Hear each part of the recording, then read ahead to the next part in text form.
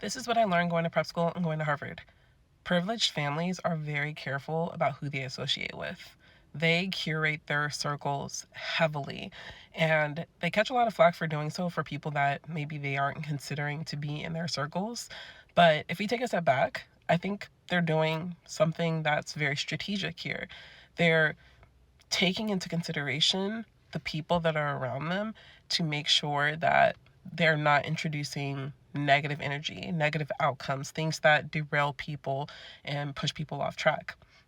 And I would say that this is a pretty big hack as a whole for making sure that your opportunities in life, your ability to stay on track in life, your influences that are around you don't push you off track, that all these opportunities end up trending in a positive direction.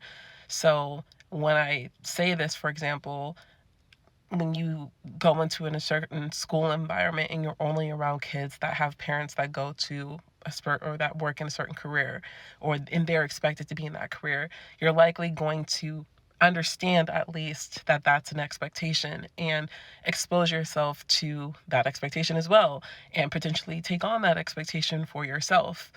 You see what I mean here? You need to put yourself in spaces where there are high expectations, where you are not going to be dragged down by somebody that's bringing something negative to the equation. The drama, the instability, the issues of their life. Bring people into your life that have stability, that are looking forward, so that you can be doing the same.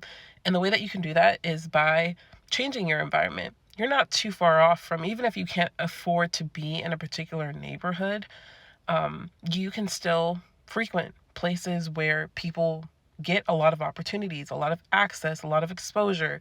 So that's why I say, where do you grocery shop? Where do you work out? Where do you do extracurricular activities? Because just by being in proximity, you're going to be exposed to things that you just didn't know about if you don't come from a background where those things that are expected of kids that are maybe coming from the environment or parents that are in that environment are expected to do. And then by socializing in that space, you'll get access to hear about more information that you otherwise wouldn't have known about. So these are ways that you can start to increase the chances of positive outcomes. You can't control everything, but you can do your best. I talk about what my family